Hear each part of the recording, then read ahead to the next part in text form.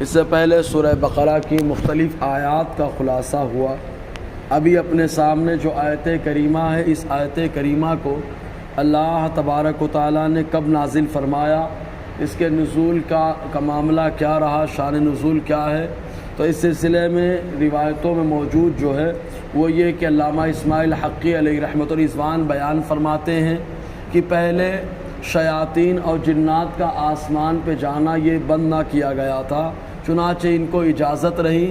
فرشتے آگے جو ہونے والا ہوتا آپس میں بیٹھ کر گفتگو کرتے تو شیطان بھی جا کر کے سن لیتے، اور سننے کے بعد جنات آ کر کے کاہنوں کو بتا دیتے، تو کاہن اپنے اعتبار سے بڑھا چڑھا کر کے پیش کرتا، تو لوگوں کو لگتا کہ یہ بہت کچھ جانتا ہے، بہت ہوشیار ہے، بہت سمجھدار۔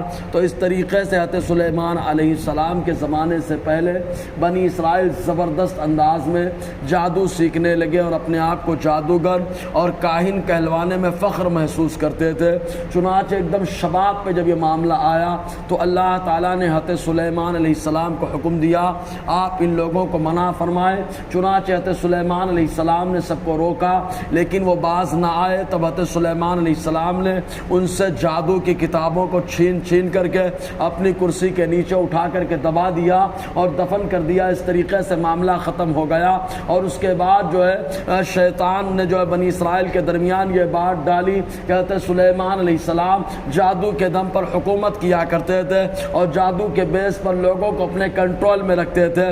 چنانچہ حضرت سلیمان علیہ السلام کے زمانے سے لے کر حضور کے زمانے تک بنی اسرائیل نے یہی پروپیگنڈا کیا، یہی پھیلایا لوگوں کے درمیان۔ حضور صلی اللہ علیہ وسلم کی جب بعثت ہوئی تو آقا علیہ السلام نے ہجرت کے بعد مدینے میں جب جلوہ گر ہوئے تو وہاں کے بنی اسرائیل کو بتایا کہ حضرت سلیمان علیہ السلام نے کفر نہیں کیا تھا، جادو کرنا، جادو سیکھ کر اس پر عمل کرنا یہ کفریات پر مشتمل ہوتا ہے، اور ایک نبی سے پاک اور معصوم ہوتا ہے، کبھی ان سے خطا ہو نہیں سکتی۔ تو ان لوگوں نے ہنگامہ برپا کر دیا کہ آپ تو نئے نئے آئے ہو، آپ کو کیا معلوم، ہم لوگ پرانے ہمارے باپ دادا گفتگو کرتے رہے، ہمارے باپ دادا سے چلا آ رہا ہے کہ حضرت سلیمان علیہ السلام جادو کیا کرتے تھے اور جادو کے دم پر حکومت کرتے تھے۔ تو آقا علیہ السلام کی بات کو جب ٹھکرایا، اللہ تعالیٰ نے فوراً جبرائیل علیہ السلام کو بھیج کر کے حضرت سلیمان علیہ السلام کی عظمت کو اجاگر کیا اور ساتھ ہی ساتھ اپنے محبوب کی شان کو بھی اجاگر کر دیا۔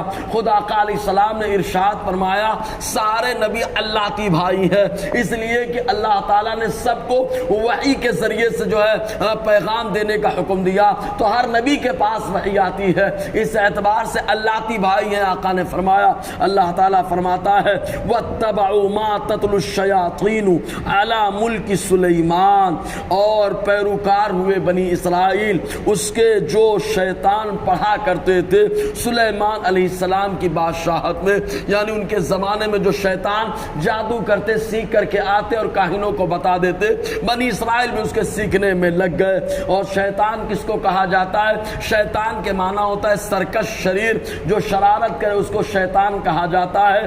شیطان کا جناتوں سے ہونا ضروری نہیں ہے، ہاں البتہ اتنی بات ضرور ہے کہ جنات کو اللہ نے آگ سے بنایا، ان میں شریر لوگوں کی تعداد زیادہ ہے لیکن اچھے بھی ان میں پائے جاتے ہیں، اور شیطان انسانوں میں بھی ہوتا ہے۔ خود اللہ تبارک و تعالیٰ نے قرآن مقدس میں اس کا ذکر فرمایا، من الجنۃ والناس، وہ شیطان جو جناتوں میں سے ہے، وہ شیطان جو انسانوں میں سے ہے، اے اللہ دونوں شیطانوں سے ہم تیری پناہ لیتے ہیں۔ تو معلوم یہ ہوا کہ شیطان دونوں میں ہوا کرتے ہیں۔ وما کفر سلیمان، حضرت سلیمان علیہ السلام نے کفر نہ کیا کہ جادو سیکھا، اس پر عمل کیا ہو اور اس کے ذریعے سے لوگوں کو کنٹرول میں رکھا ہو۔ اللہ تعالیٰ نے حضرت سلیمان علیہ السلام کو ایسا باکمال اور ایسے معجزات سے مالا مال فرمایا تھا کہ چنانچہ آپ کا معاملہ تو ایسا کہ پرندوں کی بولی کو جو ہے آپ سن کر کے سمجھ جاتے تھے وہ کیا بول رہے ہیں، پر چوٹی اگر بولتی تو وہ بھی سمجھ جاتے کہ کیا بول رہے ہیں۔ حتیٰ کہ سورہ نمل کے اندر موجود ہے حضرت سلیمان علیہ السلام کا لشکر گزرنے والا ہے، ابھی 3 میل کی دوری پہ موجود ہے۔ چیونٹیوں کی سردار جو ہے وہ کہتی ہے کہ تم لوگ اپنے جو ہے بلوں میں اور سوراخ میں داخل ہو جاؤ، کہیں ایسا نہ ہو کہ تو سلیمان علیہ السلام کا لشکر لاشعوری طور پر تم کو کچل کر کے چلا جائے۔ حضرت سلیمان علیہ السلام مسکرانے لگے۔ قرآن نے کہا فتبسم لہ ضاحکا، حضرت سلیمان علیہ السلام مسکرانے لگے، ہنسنے لگے۔ لوگوں نے پوچھا تو آپ نے ارشاد فرمایا 3 میل کی دوری پر چونٹی یہ بول رہی ہے۔ تو اللہ تعالیٰ نے یہ کمال حضرت سلیمان علیہ السلام کے اندر رکھا۔ ہدہد آ کر کے آپ کی نشاندہی کرتا، چنانچہ پہلے لشکر سے آگے ہدہد چلا کرتا، ہدہد آ کر کے بتاتا سلیمان علیہ السلام کو، اس کے اعتبار سے جو ہے لشکر لے کر کے چلتے۔ آپ پرندوں کی زبان کو جانتے، حتیٰ کہ چونٹی کی زبان کو جانتے، سب کو کنٹرول میں محبت کرتے آج سے سب، اور سب آپ کے تابع فرمان رہے۔ تو اللہ تعالیٰ فرماتا ہے وما کفر سلیمان، سلیمان علیہ السلام نے کفر نہ کیا، ولکن الشیاطین کفروا، لیکن شیطانوں نے کفر کیا۔ کیسے؟ یعلمون الناس السحر، لوگوں کو جادو سکھاتے رہے، اور جادو کا معاملہ بنی اسرائیل میں بڑا شباب پہ تھا۔ ہر بادشاہ کے ساتھ 4-5 جادوگر ضرور ہوا کرتے تھے، اور جو بڑا جادوگر ہوتا وہ دوسرے کو سکھاتا اور بڑھاتا، حتیٰ کہ ایک روایت میں موجود ہے جو بخاری کے اندر بھی ہے، آقا علیہ السلام نے فرمایا بنی اسرائیل میں سے ہر بادشاہ کے ساتھ جادوگر ہوتے۔ تو چنانچہ ایک بچہ جو توحید پرست ہو گیا، اللہ تعالیٰ کی وحدانیت کا قائل، چنانچہ جادوگر نے بادشاہ سے کہا بچے کو بھیج دیجئے میرے پاس سیکھنے کے لیے۔ وہ بچہ جو ہے برابر جادوگر کے پاس جانے لگا، لیکن جادوگر کے پاس جاتا اس سے پہلے ایک پادری مل جاتا جو واقعتاً سنیاسی تھا، اللہ تعالیٰ کی وحدانیت کا قائل۔ تو بچہ پہلے وہاں بیٹھتا اور سنیاسی پادری کے پاس باتیں سنتا، اور اس کے بعد جادوگر کے پاس جاتا۔ تو دیر ہو جاتی تو جادوگر مارنا شروع کر دیتا۔ تو ایک دن بچے نے کہا آ کر کے سنیاسی سے میں کیا کروں، آپ کے پاس بیٹھتا ہوں، دیری کی وجہ سے وہ مارتا ہے، اور آپ جو ہے آپ کے پاس نہ بیٹھوں تو مجھے لذت نہیں ملتی ہے۔